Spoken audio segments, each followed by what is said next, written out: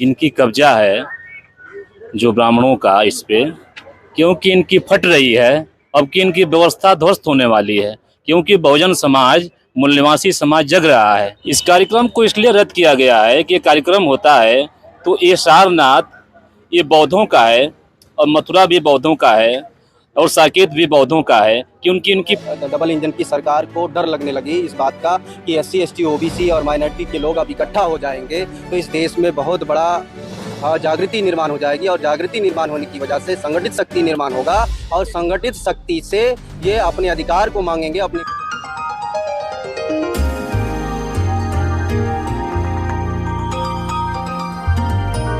आपका क्या नाम है?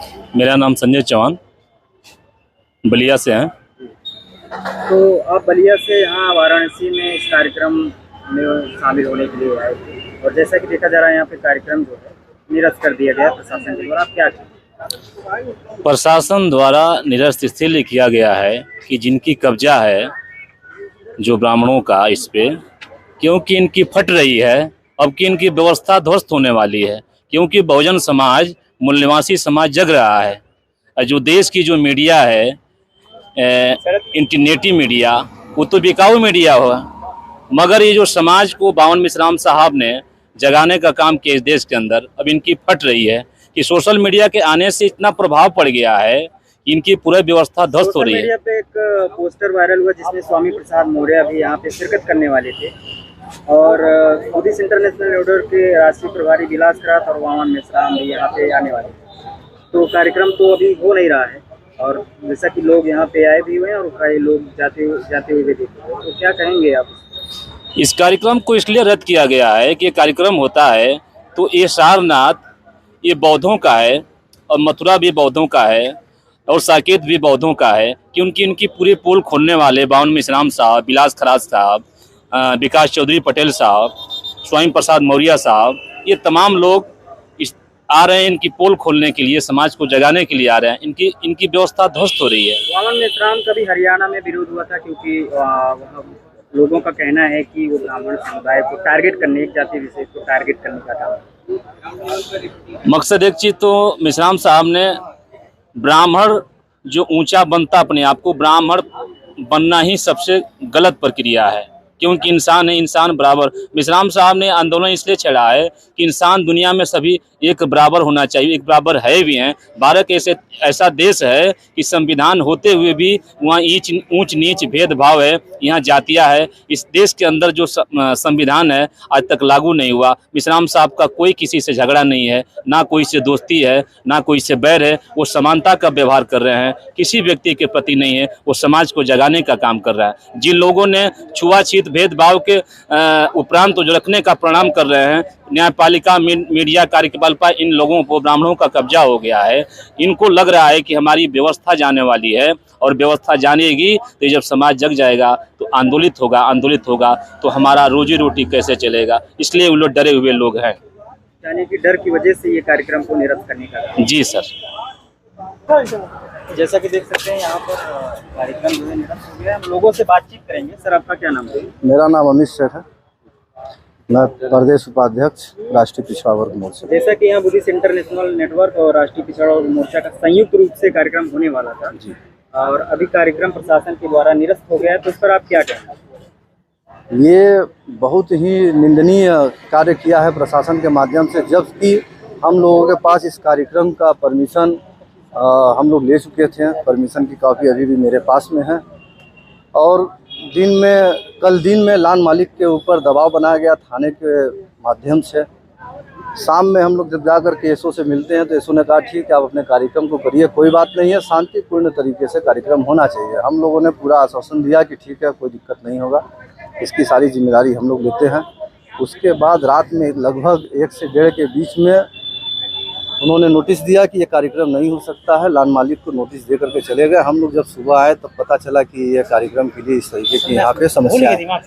हम और लोगों से बातचीत करेंगे कार्यक्रम को क्यों निरस्त किया गया। सर आपका क्या नाम है? सिद्धांत मौर्य, राष्ट्रीय प्रभारी भारतीय विद्यार्थी मोर्चा। भारतीय विद्यार्थी मोर्चा यानी कि ये बौद्धों का कार्यक्रम था, भारतीय विद्यार्थी मोर्चा का इसमें सहभाग था और उसमें समर्थन किया हुआ था इस संगठन के द्वारा। तो कार्यक्रम तो निरस्त कर दिया गया।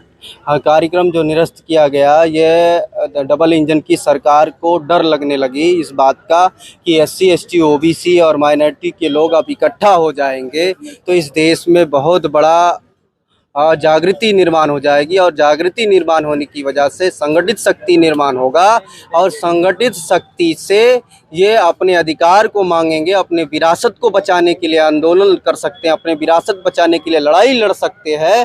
ये ना करे, इसलिए ये डबल इंजन की सरकार डर गई, और डर करके ही आधी रात को ये दे रहे हैं। इनको अगर सही वास्तव में ये बहादुर का काम करते प्रशासन के लोग, तो हमें दिन में देते, 3 दिन पहले देते, 1 हफ्ता पहले देते हमें नोटिस कि हाँ आपका कार्यक्रम निरस्त किया जाता है।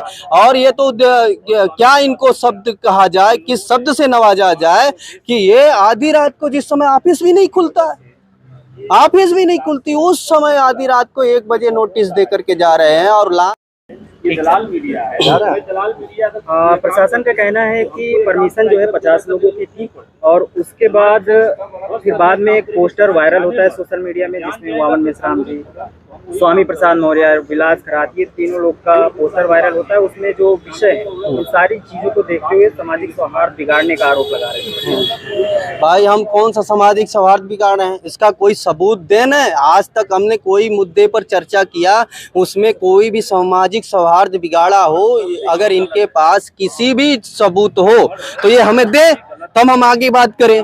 बगैर सबूत के, बगैर किसी ऐसे घटना के आप कह रहे हैं कि सामाजिक सौहार्द हम बिगाड़ना चाहते हैं, तो ये सरासर हमारे विरोध में ये इल्जाम लगाने का काम कर रहे हैं, और ये इल्जाम सरासर गलत इल्जाम है, और ये संविधान के विरोध में, और खास करके जो ये SC ST OBC Buddhist international network, ये बुद्धिस्ट लोगों का राष्ट्रव्यापी संगठन है, और इन लोगों के ऊपर ये आरोप लगा रहे हैं, बुद्धिस्ट लोगों के ऊपर आरोप लगा रहे हैं।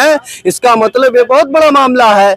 इस मामले को लेकर के अभी गेट पे खड़े हैं, और गेट पे अभी बाहर से ताला लगा और अभी ताला लगा। अरे हम लोग तो इनको जब नोटिस दिया, उसके बाद भी हम लोगों ने कहा कि आपने नोटिस दिया, हम लोग संविधान को मानने वाले लोग हैं, संविधान हमारे पुरखे ने लिखा है तो उसको मानने वाले लोग हैं, हम उसकी बात मानेंगे। आपने संविधान के दायरे में अगर हमें दिया नोटिस तो ठीक है, हम नोटिस का पालन करते हुए इस कार्यक्रम को हम अभी यहाँ पर स्थगित करते हैं, नहीं करेंगे। फिर भी इनको डर लगी हुई है, इनकी पता नहीं क्या इनको डर पड़ी है कि हमारे किसी भी कार्यकर्ता को जो दूर दराज से आ रहे हैं उनको स्नान करने का, उनको फ्रेश होने तक का भी अधिकार नहीं दे रहे। ये मौलिक अधिकार उनका है भाई। वो दूर दूर से यात्रा करके आ रहे हैं, हजारों किलोमीटर यात्रा करके आ रहे हैं, और उनके मौलिक अधिकार का आप रुकावट पैदा कर रहे हो।